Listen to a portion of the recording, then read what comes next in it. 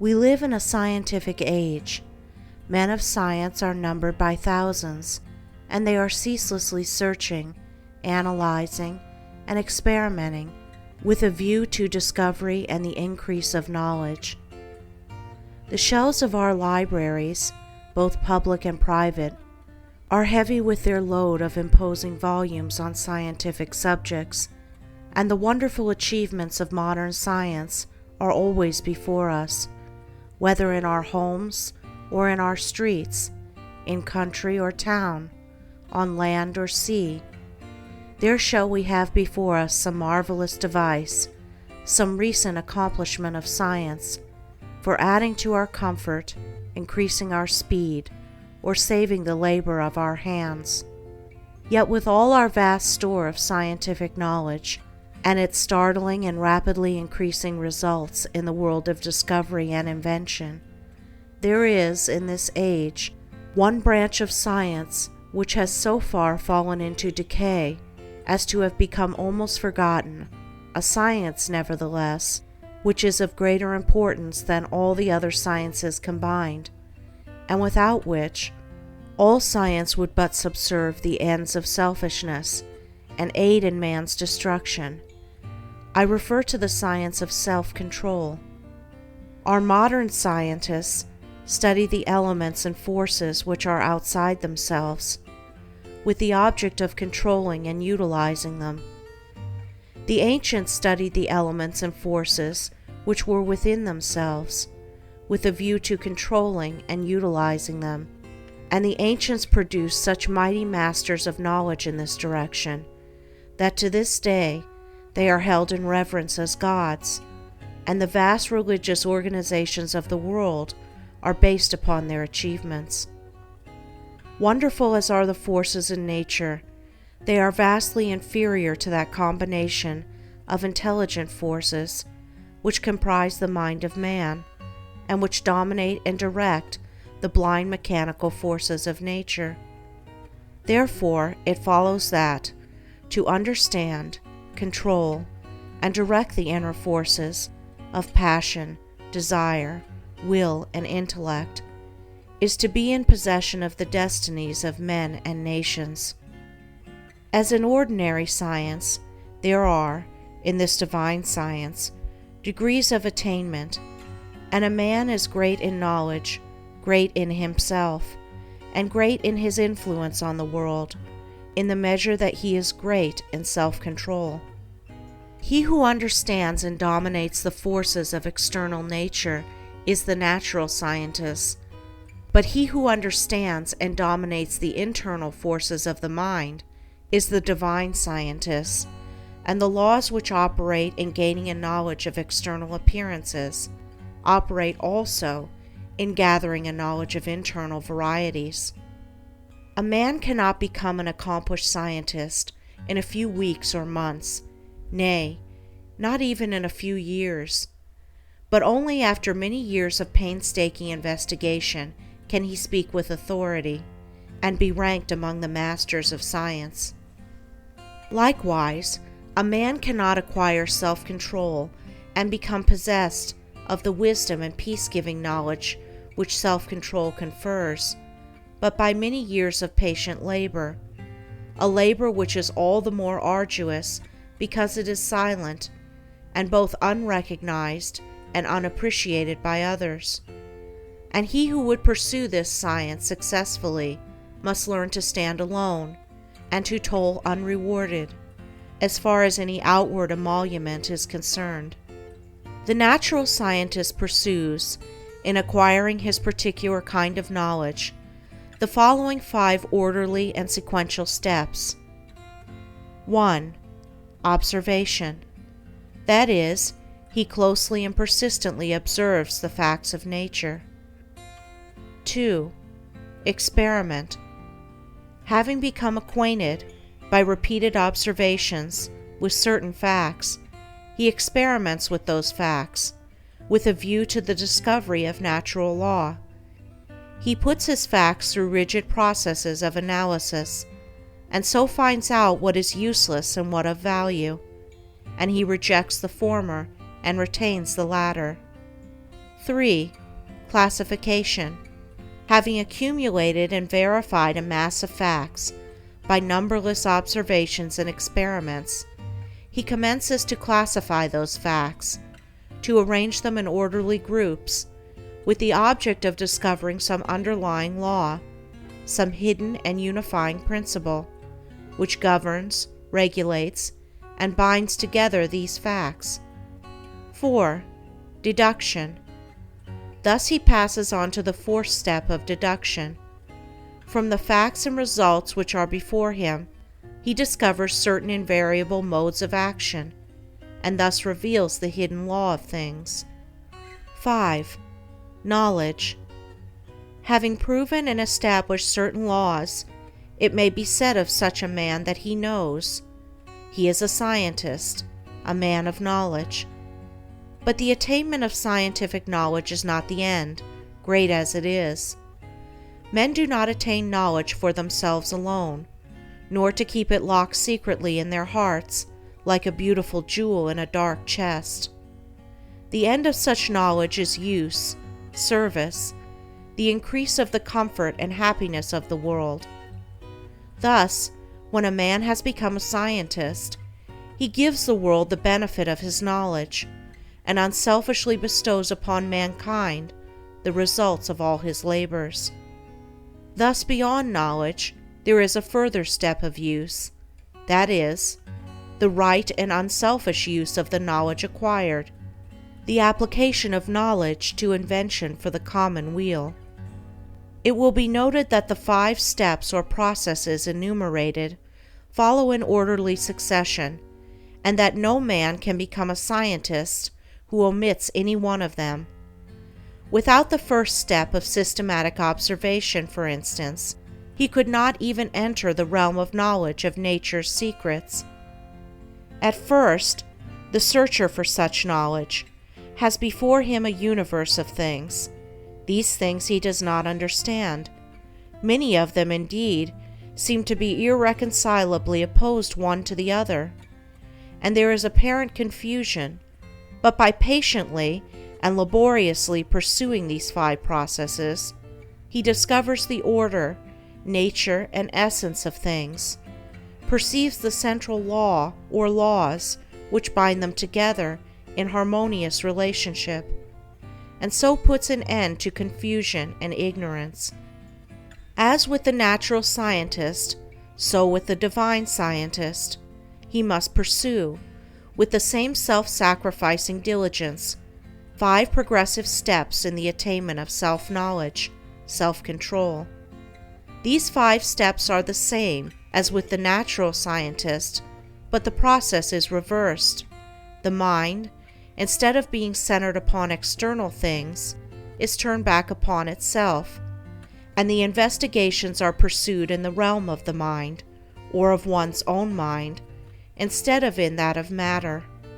At first, the searcher for divine knowledge is confronted with that mass of desires, passions, emotions, ideas, and intellections, which he calls himself, which is the basis of all his actions, and from which his life proceeds. This combination of invisible yet powerful forces appears confusedly. Some of them stand, apparently, in direct conflict with each other, without any appearance or hope of reconciliation. His mind in its entirety, too, with his life which proceeds from that mind, does not seem to have any equitable relation to many other minds and lives about him. And altogether, there is a condition of pain and confusion from which he would fain escape. Thus he begins by keenly realizing his state of ignorance. For no one could acquire either natural or divine knowledge if he were convinced that without study or labor he already possessed it. With such perception of one's ignorance, there comes the desire for knowledge, and the novice in self-control enters upon the ascending pathway, in which are the following 5 steps. 1. Introspection. This coincides with the observation of the natural scientist. The mental eye is turned like a searchlight upon the inner things of the mind, and its subtle and ever-varying processes are observed and carefully noted. This stepping aside from selfish gratifications, from the excitements of worldly pleasures and ambitions, in order to observe, with the object of understanding, one's nature, is the beginning of self-control. Hitherto, the man has been blindly and impotently borne along by the impulses of his nature, the mere creature of things and circumstances, but now he puts a check upon his impulses, and instead of being controlled, begins to control. 2. Self-analysis. Having observed the tendencies of the mind, they are then closely examined, and are put through a rigid process of analysis. The evil tendencies, those that produce painful effects, are separated from the good tendencies, those that produce peaceful effects, and the various tendencies, with the particular actions they produce, and the definite results which invariably spring from these actions, are gradually grasped by the understanding, which is at last enabled to follow them in their swift and subtle interplay and profound ramifications. It is a process of testing and proving, and for the searcher, a period of being tested and proved. 3. Adjustment. By this time, the practical student of things divine has clearly before him every tendency and aspect of his nature, down to the profoundest promptings of his mind, and the most subtle motives of his heart. There is not a spot or corner left which he has not explored and illuminated with the light of self-examination. He is familiar with every weak and selfish point, every strong and virtuous quality. It is considered the height of wisdom to be able to see ourselves as others see us, but the practitioner of self-control goes far beyond this. He not only sees himself as others see him, he sees himself as he is. Thus standing face to face with himself, not striving to hide away from any secret fault, no longer defending himself with pleasant flatteries, neither underrating nor overrating himself or his powers, and no more cursed with self-praise or self-pity, he sees the full magnitude of the task which lies before him, sees dearly ahead the heights of self-control, and knows what work he has to do to reach them. He is no longer in a state of confusion, but has gained a glimpse of the laws which operate in the world of thought, and he now begins to adjust his mind in accordance with those laws. This is a process of weeding, sifting, cleansing. As the farmer weeds, cleans, and prepares the ground for his crops, so the student removes the weeds of evil from his mind, cleanses and purifies it, preparatory to sowing the seeds of righteous actions, which shall produce the harvest of a well-ordered life. 4. Righteousness. Having adjusted his thoughts and deeds to those minor laws which operate in mental activities in the production of pain and pleasure, unrest and peace, sorrow and bliss, he now perceives that there is involved in those laws one great central law, which, like the law of gravitation in the natural world, is supreme in the world of mind, a law to which all thoughts and deeds are subservient, and by which they are regulated and kept in their proper sphere. There is the law of justice or righteousness, which is universal and supreme. To this law he now conforms. Instead of thinking and acting blindly, as the nature is stimulated and appealed to by outward things, he subordinates his thoughts and deeds to this central principle.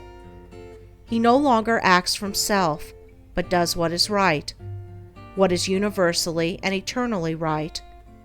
He is no longer the abject slave of his nature and circumstances. He is the master of his nature and circumstances. He is no longer carried hither and thither on the forces of his mind. He controls and guides those forces to the accomplishment of his purposes. Thus, having his nature in control and subjugation, not thinking thoughts, nor doing deeds which oppose the righteous law, and which therefore that law annuls with suffering and defeat. He rises above the dominion of sin and sorrow, ignorance and doubt, and is strong, calm, and peaceful. 5. Pure knowledge. By thinking right and acting right, he proves by experience the existence of the divine law on which the mind is framed, and which is the guiding and unifying principle in all human affairs and events, whether individual or national. Thus, by perfecting himself in self-control, he acquires divine knowledge. He reaches the point where it may be said of him, as of the natural scientist, that he knows. He has mastered the science of self-control and has brought knowledge out of ignorance, order out of confusion. He has acquired that knowledge of self which includes knowledge of all men, that knowledge of one's own life which embraces knowledge of all lives. As for all minds are the same in essence, differing only in degree, are framed upon the same law, and the same thoughts and acts, by whatsoever individual they are wrought, will always produce the same results. But this divine and peace-bestowing knowledge, as in the case of the natural scientist, is not gained for one's own self alone. For if this were so, the aim of evolution would be frustrated, and it is not in the nature of things to fall short of ripening and accomplishment. And indeed, he who thought to gain this knowledge solely for his own happiness would most surely fail.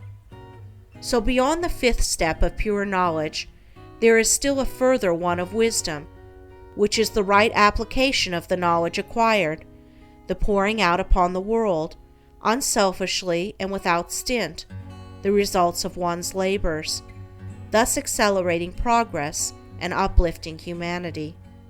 It may be said of men who have not gone back into their own nature to control and purify it, that they cannot clearly distinguish between good and evil, right and wrong. They reach after those things which they think will give them pleasure, and try to avoid those things which they believe will cause them pain.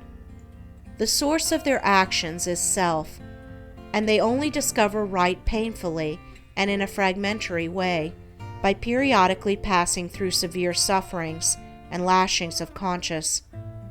But he who practices self-control, passing through the 5 processes, which are 5 stages of growth, gains that knowledge which enables him to act from the moral law which sustains the universe. He knows good and evil, right and wrong, and thus knowing them, lives in accordance with good and right. He no longer needs to consider what is pleasant or what is unpleasant, but he does what is right. His nature is in harmony with his conscience, and there is no remorse. His mind is in unison with the great law, and there is no more suffering and sin. For him evil is ended, and good is all in all.